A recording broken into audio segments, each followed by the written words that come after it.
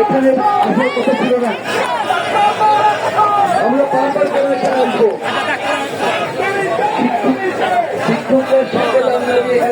কতটা কষ্ট পেলে, কতটা দুঃখ পেলে, কতটা বঞ্চিত হলে আমরা সব কাজ থেকে এসেছি, আপনারা সহজেই বুঝতে পারবেন। আপনারা প্রায় খেয়াল করেছেন উপজেলা থেকে শুরু করে রাজশাহী হসপিটাল পর্যন্ত চিকিৎসকরা মার খাচ্ছে।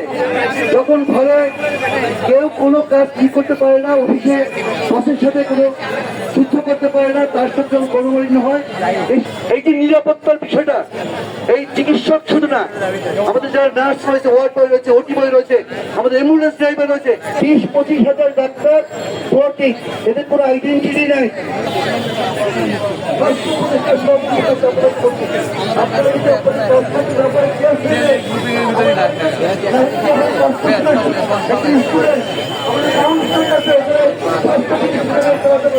যদি